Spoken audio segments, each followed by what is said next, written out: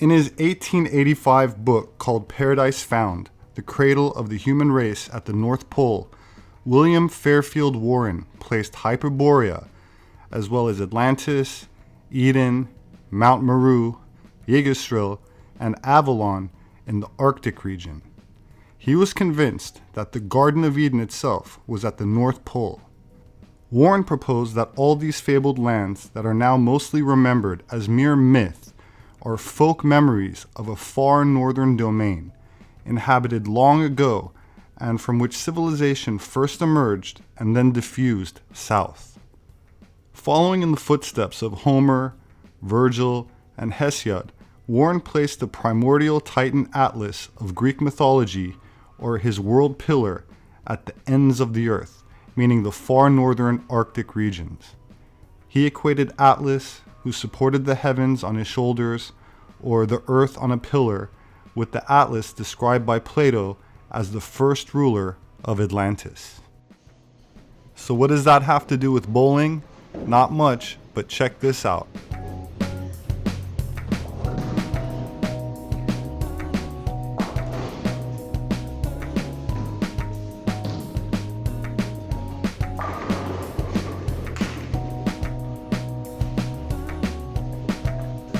Bowling happens to be one of those activities that helps me to relax.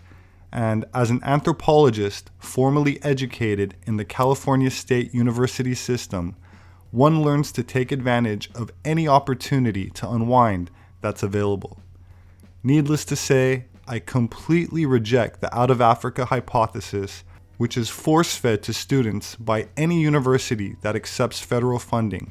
And although having graduated with flying colors, I kept an open mind to alternative theories concerning the true origins of civilization, putting my attention on information frowned upon by the UN, but taken very seriously long ago, now largely reduced to myth and legend. Another student of ancient legends was Bal Gangadhar Tilak, who was a very important and revered spiritual and political leader of India from 1880 to 1920. He was also a mathematician, astronomer, historian, journalist, and philosopher. In his book, The Arctic Home in the Vedas, written at the end of 1898 and first published in March 1903, Tilak theorized that the North Pole was the original home of the Aryans during the pre-glacial period, and that they had to leave due to the ice deluge.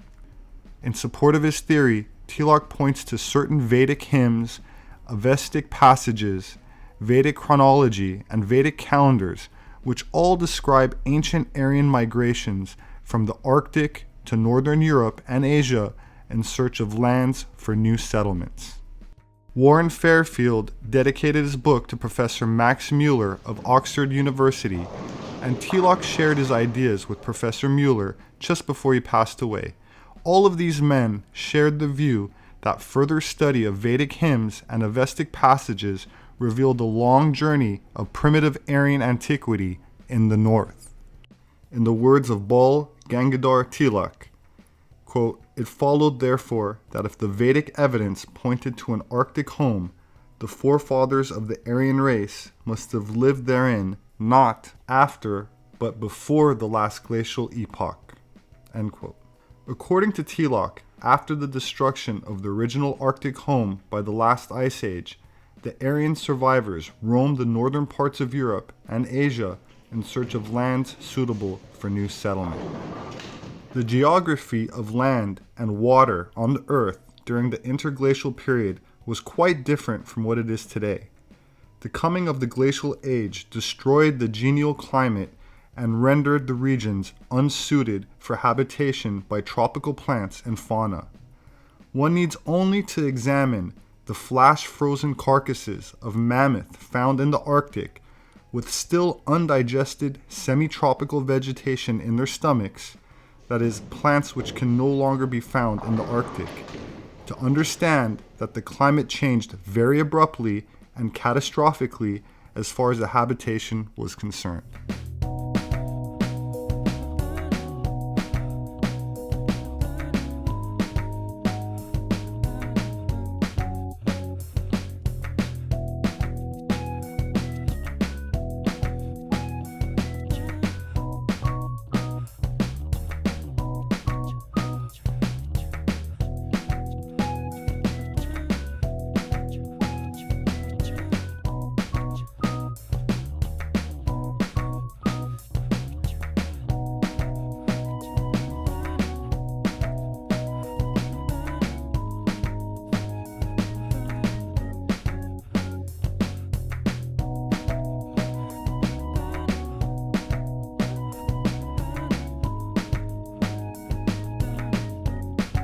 A map originally published in 1570 by Abraham Ortelius of Amsterdam is called the Theatrum Orbis Terrarum and is considered to be the first true modern atlas.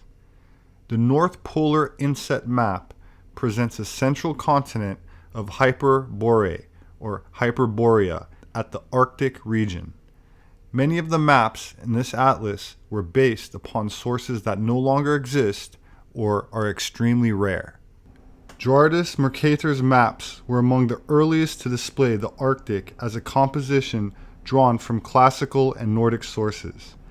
Mercator was a cartographer and mathematician born in what is now Belgium. He developed the Mercator projection world map, which is still in use today. Mercator left us his map from the 16th century, the first to offer an image of the Arctic as sourced from a now lost 14th century book, the Itinerarium of Jacob Noyen. Such a large, exposed landmass likely does not exist today as depicted, but remnants of it might. What Mercator and other cartographers of his time were showing, probably unknowingly, was an Arctic landmass that existed there many thousands of years ago in antediluvian times. The back of the map gives insight about this ancient land. Its location is described as, and I quote, an extreme region of the north, whose apex in the firmament is the North Pole. For this reason, half of the year is one and the same miraculous day, the other half continuous night. There are mountains covered by eternal snows, untouched by the heat of summer, forests without trails, rare animals, and roaring rivers within the abyss of crags. Strange tribes also reside there, and it is known that an immeasurably rich forest troll named Memming has lived there at one point. The way to these creatures is so filled with insuperable difficulties that a mortal has difficult time getting there. The largest part of the journey is cloaked with an incredibly deep layer of snow. Anyone intending to traverse it must use a conveyance pulled by harnessed reindeer." End quote. Just as Plato wrote about the mythical Atlantis, a continent which was said to be once located above sea level in the Atlantic, Herodotus wrote about the legendary Hyperborean continent, which he said once existed in the far north. This map not only depicts what could very well be the remnants of Hyperborea, but it also seems to imply that a race of pygmies once heavily populated the northern Canadian and Arctic regions where the four rivers intersect. Written on the map, Mercator explains that the ocean waters rush inward towards the center, between the islands to the pole, where they plunge deep into the earth. Directly at the pole is a black island, 33 leagues in circumference. The converging four rivers are rumored to be, at least partially, driven by powerful magnetic currents along the Earth's main meridian lines, which circle the entire globe, dividing it into four quarters. On one of the large islands featured in the center of the Arctic map, it is clearly written in the legend, and I translate, "Here live pygmies, at most 4 feet tall, who are like those called Skraelings in Greenland." Who are these people that are mentioned with a supposed height of merely 4 feet, and where did they come from? Olaus Magnus describes the pygmies of Greenland as small in stature, but big of heart. Skraeling is the Norse word for the various natives of the Arctic and the New World, including the mainland native Indians, the Dorset people of the islands, and the Eskimos who replaced the Dorsets in the early 2nd millennium. The word pygmy derives from the Greek word for a unit of measurement called cubit. The pygmies of antiquity were believed to be a cubit or two in height, which is 18 to 36 inches. Pliny the Elder tells us that, quote, "Beyond these, in the most outlying number region, we are told of the 3-span men and pygmies, who do not exceed 3 spans, 27 inches in height. The climate is healthy and always spring-like, as it is protected on the north by a range of mountains. This tribe Homer has also recorded as being beset by cranes. Homer's Iliad mentions the terrible and violent war between the large deadly cranes and the valiant and courageous pygmies. He compares the bloody battles of the Greeks and Trojans to the ferocity of the tireless battles between pygmy and crane.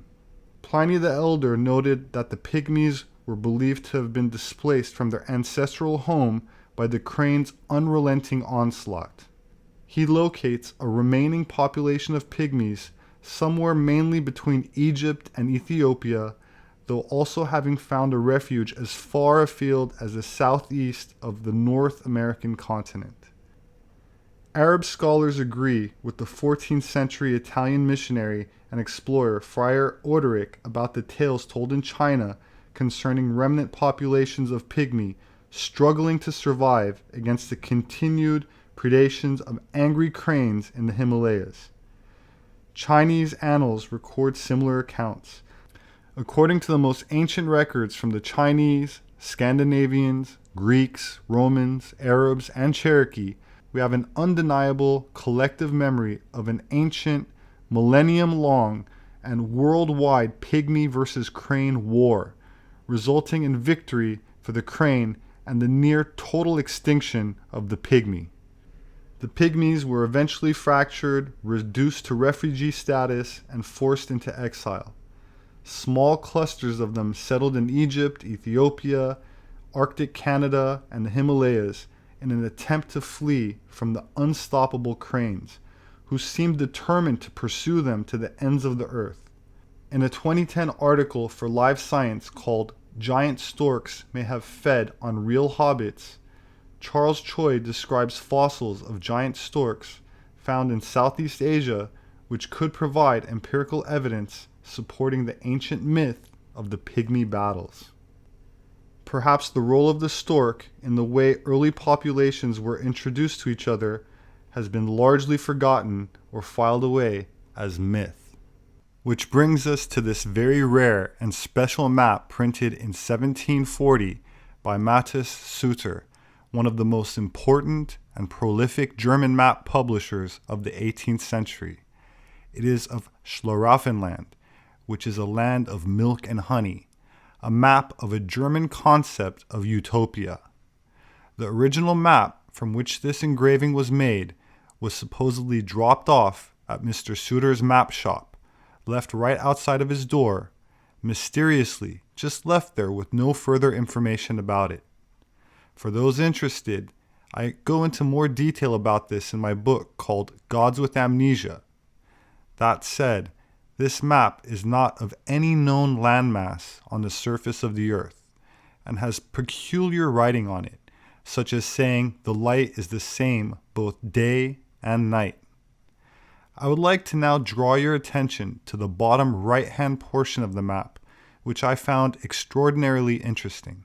The writing on it says, in German, and I'll translate, "A utopian map of the newly discovered Schlaraffenland. This land was often spoken of, but never located, and nobody knows where it is. This ridiculous fantasy land is composed of many kingdoms, which have all the different vices of life within them, and that this map was delivered by anonymous authors." Could this so-called fantasy map in actuality be giving us a clue as to the polar entrance to the inner earth, which piqued the interests of nationalist Germany in the early part of the last century? As you can see, the writing is on what appears to be a large rock, or a mountain, with 4 rivers running into it. Does this remind you of the Mercator map we examined at the start of this video? Could this map be a portion of the inner world? My name is Robert Sepehr. I'm an anthropologist. Please consider reading my book, Gods with Amnesia, available on Amazon. Kindly leave me your thoughts in the comment section. Please don't forget to subscribe and share and like. Thank you, and I hope to see you again soon.